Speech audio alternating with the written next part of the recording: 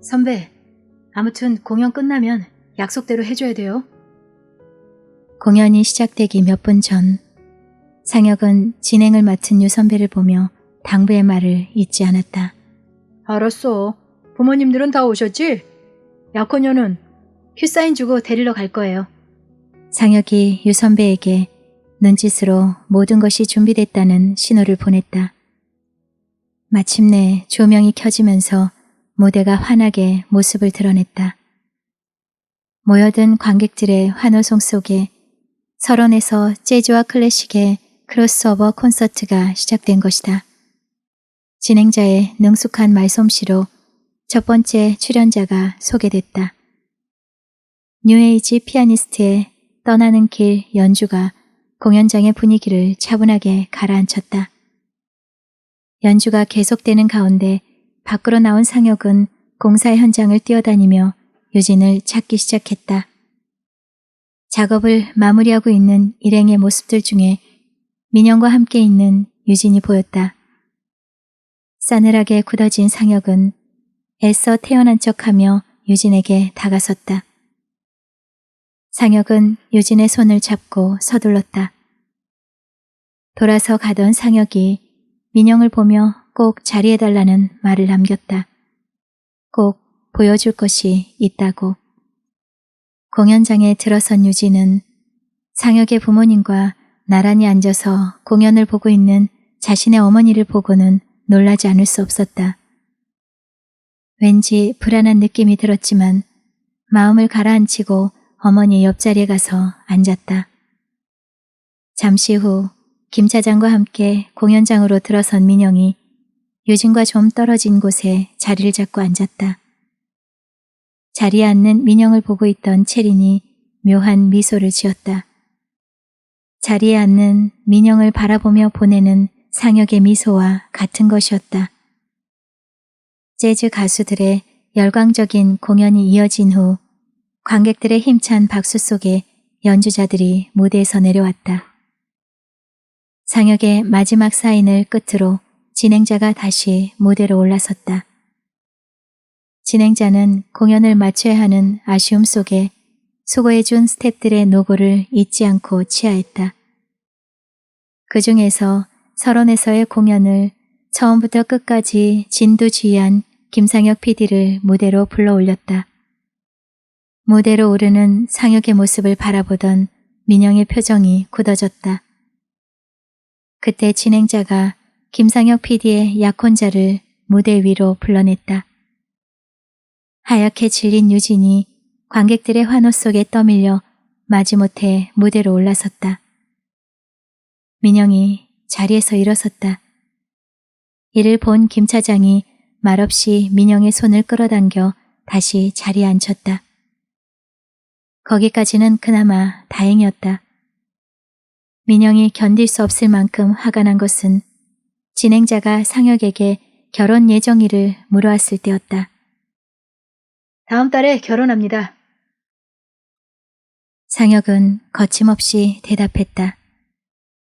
민영은 이런 치졸한 방법을 써서라도 유진을 잡고 싶어하는 상혁의 마음을 이미 알고 있지만 이러한 일이 자신을 포함한 세 사람 모두에게 상처만 남기게 될 것이란 생각이 들었다. 떠밀리듯 무대로 올라선 유진이 절망스러운 표정으로 상혁을 바라보았다. 상혁은 그런 유진의 시선을 무시한 채 민영에게 시선을 고정시켰다. 그리고 민영을 향해 승리자의 미소를 던졌다. 더는 참을 수 없어 공연장을 빠져나온 민영이 설원 가득 희뿌연 눈을 뿜어내는 곳으로 달려갔다. 감정을 억눌러야만 했다. 한동안 흩뿌려지는 눈을 막고 서 있는 민영에게 김 차장이 다가섰다. 김 차장은 하고 싶은 말이 있어 왔으면서도 뜸을 들였다. 왜요? 민영의 무겁고 비통하게 가라앉은 목소리에 또다시 할 말을 잃은 김 차장이 담배를 찾으려는 듯 주머니를 뒤적거렸다. 그러지 말고 말해요, 선배. 민영은 잊지도 않은 담배를 찾느라 애를 쓰는 김 차장의 모습에서 말하기 곤란한 일이 생겼다는 것을 짐작했다. 말야, 지금 좀 문제가 생겼어. 유진 씨가 곤란해졌어. 가봐야 될 것 같은데. 안 돼! 박지영의 단호한 대답에 상혁은 마음이 답답하기만 했다. 도대체 어머니가 왜 그러는지 가슴이 터질 것 같았다. 공연이 끝나고 관객들과 스태프들이 모두 돌아가자 박지영은 자리에서 벌떡 일어나 상혁이 앞으로 걸어갔다. 다음 달에 결혼을 하겠다니 말도 되지 않는 일이었다. 결혼을 하려면 서로가 사랑을 확인해야만 가능하다는 것이 박지영의 생각이다. 하지만 박지영이 볼 때 유진은 상혁을 사랑하지 않는 게 분명했다.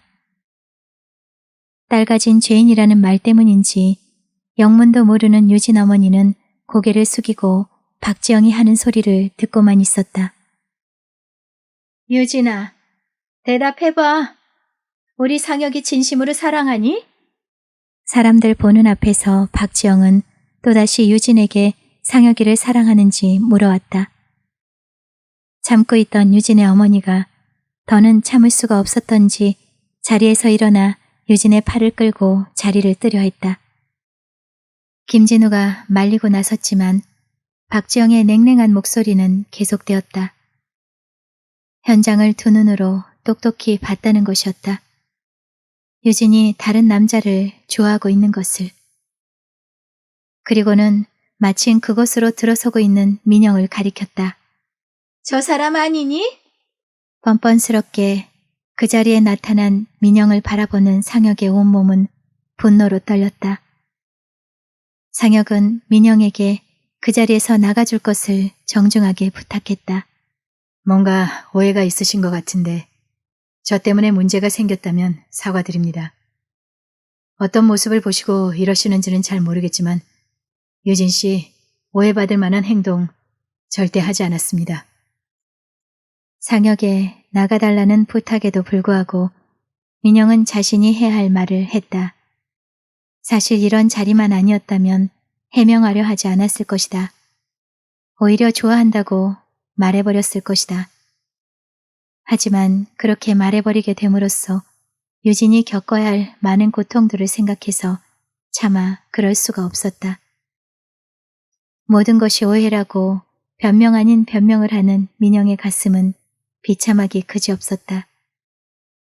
그것은 곧 유진을 좋아하지 않는다는 말이 될 수도 있었기에. 민영의 말이 끝나기가 무섭게 상혁은 다시 민영을 향해 나가달라는 말을 했다. 그러자 지금껏 고개를 숙인 채 숨죽이고 있던 유진이 자리에서 일어났다. 그만해, 상혁아. 제발 그만하라고. 눈물을 주르르 흘리는 유진의 얼굴엔 뭐라 말할 수 없는 아픔이 스며 있었다. 자신의 생각과 말에는 귀 기울이지 않고 뭐든 자기 마음대로 해버리는 상혁의 일방적인 행동에 화가 났다. 그리고 가장 화가 나는 것은 자신의 마음이 원하는 대로 할 수 없다는 것이었다.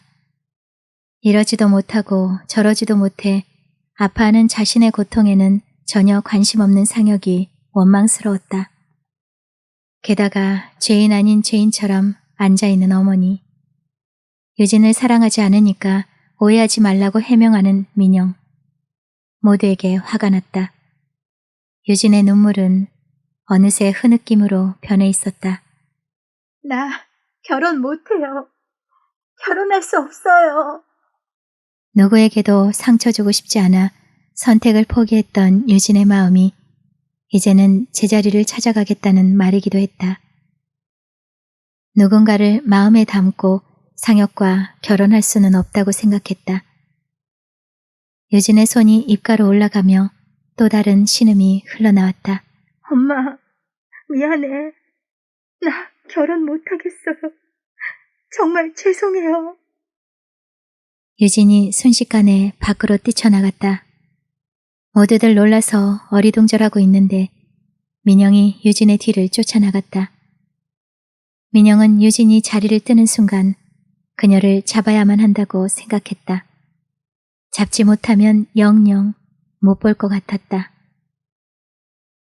고통스러운 마음을 어쩌지 못한 유진이 어디론가 정신없이 달려갔다. 그런 유진을 민영이 가까스로 붙잡았다. 거친 숨을 내뱉으며 겨우 유진을 붙잡아 세운 민영은 유진의 얼굴을 바라보며 커다란 아픔을 느껴야 했다.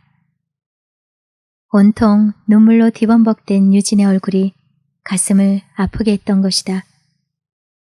민영은 쓰러질 듯 흔들리는 유진의 어깨를 힘껏 당겨 안았다. 유진 씨, 이젠 안 보낼 거예요.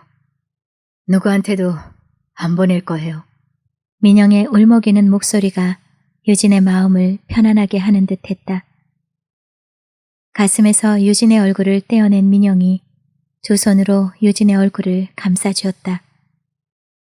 내가 하자는 대로 하는 거예요. 대답해봐요. 이젠 내가 하는 대로 따라오는 거예요. 알았죠?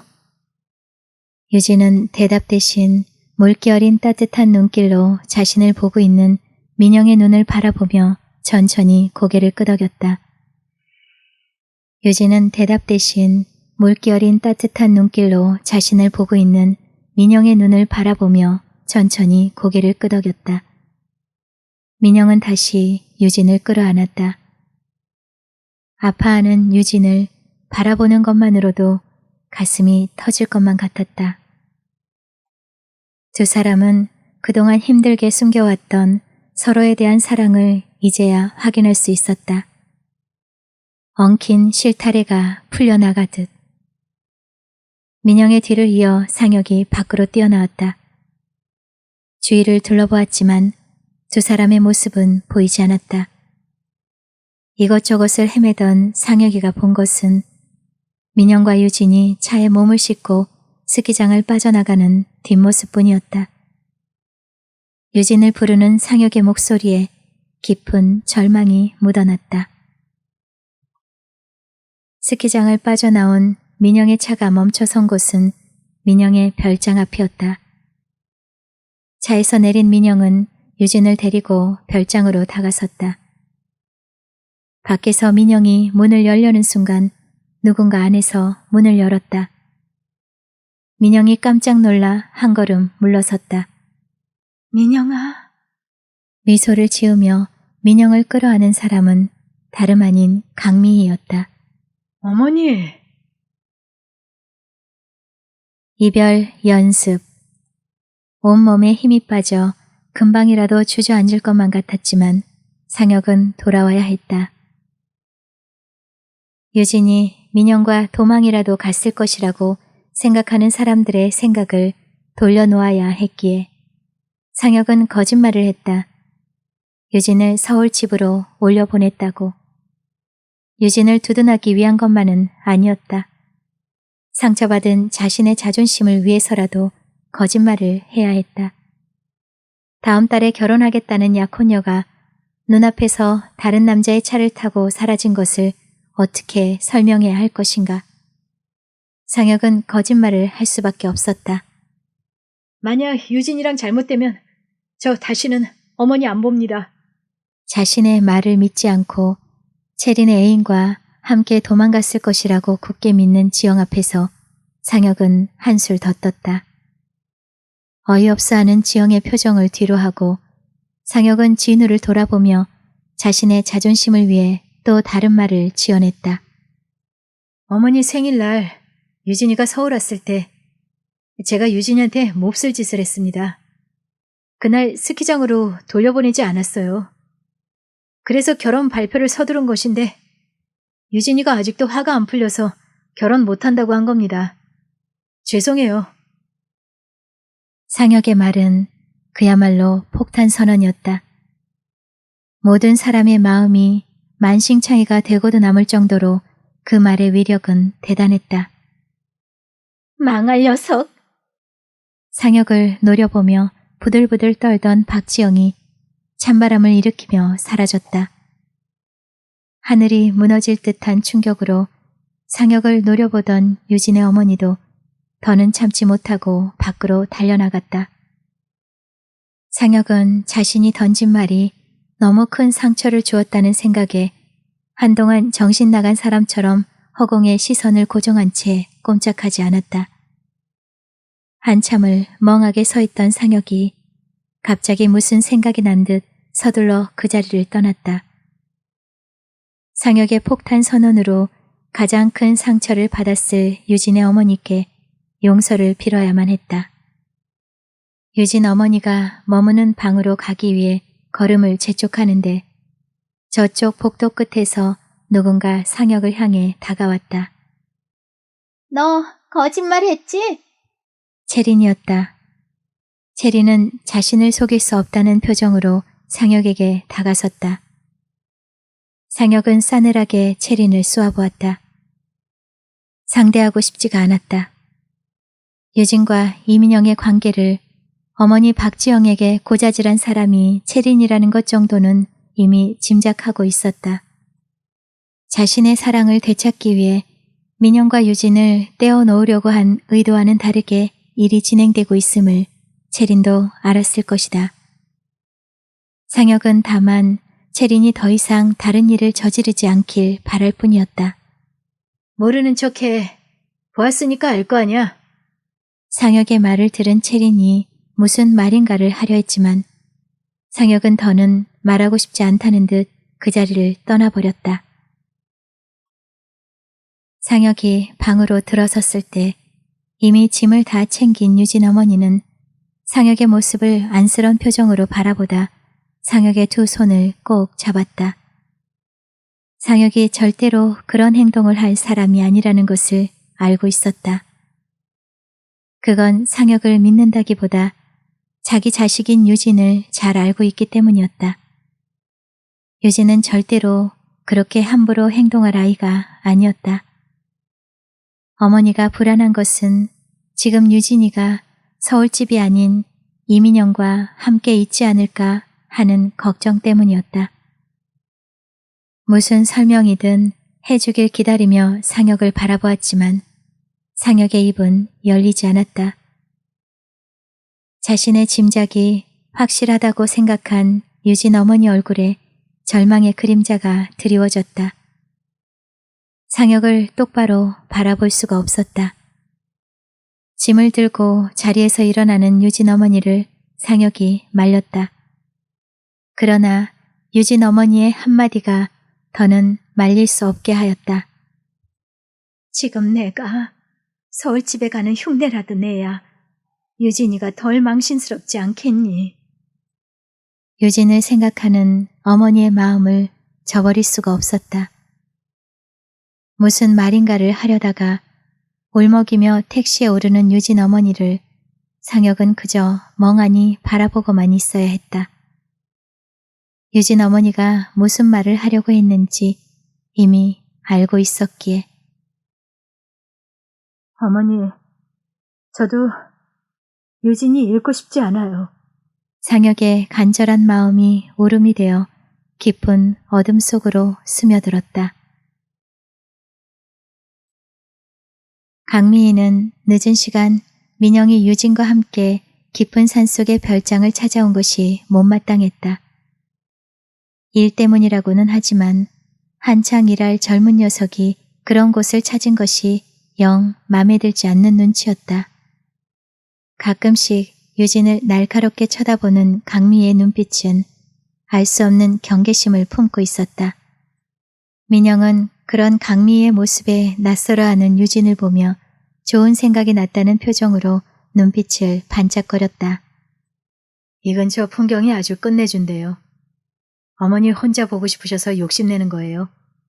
이 앞에 강이 있는데 낚시터가 유명하대요. 여름이면 수영하고 가는 건데.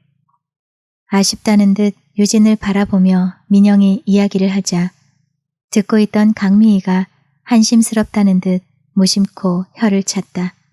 너 7살 때 여기서 물에 빠져가지고 얼마나 고생했는데 아직도 그런 소리를 해?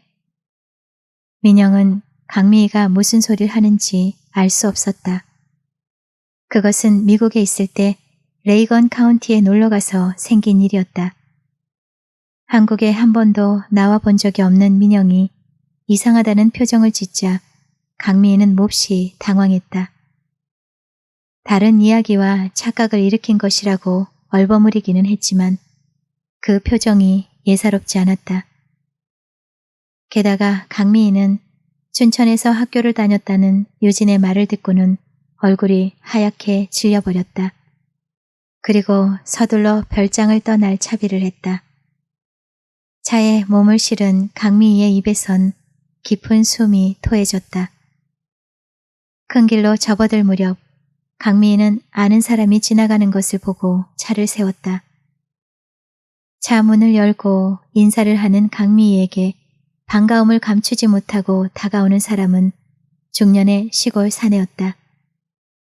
반가워 차를 세우긴 했지만 그 사내가 아들 준상의 안부를 묻자 미희는 다시 기분이 언짢아졌다. 한번 들리겠다는 말과 함께 고마움을 잊지 않고 있다고 말하는 강미희의 얼굴은 여전히 어두운 그림자 속에 가리워져 있었다. 무슨 말 못할 사연을 가진 사람처럼. 강미희가 별장을 떠나자 민영은 유진에게 몸을 돌려 유진의 손을 덥석 잡았다. 어머니가 아니더라도 많이 힘들고 지쳐 있었을 텐데 어머니까지 당황하게 만들었던 것이 내내 맘에 걸렸다. 민영은 별장에 도착하자마자 유진에게 해주고 싶었던 것이 있었다. 두 손을 꼭 잡아주고 싶었다. 손잡고 눈 마주치고 위로해주고 싶었다. 많이 힘들었을 유진에게 자신의 따뜻한 마음으로 위로해주고 싶었던 것이다. 민영은 유진의 손을 잡고 저수지 옆길에 있는 작은 선착장의 벤치로가 나란히 앉았다. 추워 보이는 유진에게 자신의 외투를 걸쳐주었다. 더 많이 추우면 유진이 자신에게 바싹 안길 텐데 라는 상상을 하던 민영이 멋쩍게 웃으며 하늘을 올려다보았다. 눈이라도 내리려는지 별이 하나도 보이지 않았다. 폴라리스 알아요? 폴라리스? 별 하나 없는 하늘을 올려다보던 유진이 민영을 바라보며 물었다.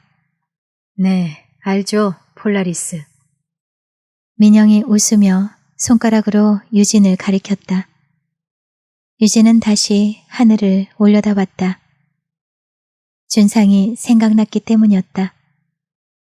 준상은 산에서 길을 잃었을 땐 폴라리스를 찾으면 된다고 말했었다. 계절이 바뀔 때마다 다른 별은 다 자리를 옮기지만 폴라리스만큼은 절대로 움직이지 않으니까. 늘 그 자리에 있으니까. 길을 잃었을 땐 그 별을 찾으면 된다고 했다. 하지만 지금 준상은 없다. 길을 잃고 헤매는 유진의 폴라리스가 되어줄 준상은 없었다. 준상을 생각하는 유진의 눈빛이 흐려지기 시작했다. 유진을 슬픈 눈으로 바라보던 민영이 유진에게 물었다. 유진 씨, 길을 잃은 것 같아요? 민영이 유진의 얼굴을 돌려 세웠다. 유진은 애써 웃음 지으며 아무렇지 않은 표정을 지어 보였다. 유진은 자신이 소중한 사람들에게 준 상처가 자신의 상처보다 더 아팠을 것이라고 생각했다. 더군다나 두 번 다시 그들에게 용서받을 수 없다는 생각이 들자 견딜 수가 없었다. 민영은 괴로워하며 눈물 흘리는 유진의 얼굴을 물끄러미 바라보다 두 손으로 유진의 얼굴을 감쌌다. 다른 별들은 다 자리를 옮겨도 폴라리스는 늘 그 자리에 있다고 했죠. 혹시 다른 사람들이 모두 유진 씨 용서할 수 없다고 해도, 이해할 수 없다며 떠난다 해도 내가 늘 그 자리에 있어주면 길 잃지 않을 수 있겠어요? 유진을 애처롭게 바라보는 민영의 눈가에도 어느새 눈물 방울이 맺혀 있었다. 나 믿어줄 수 있어요? 유진은 대답 대신 고개를 끄덕였다. 소리가 되어 사라지지 못하게 고개만 끄덕거렸다. 민영은 천천히 유진의 이마로 입술을 가져갔다. 유진의 폴라리스가 되기 위한 서약의 긴 입맞춤이었다.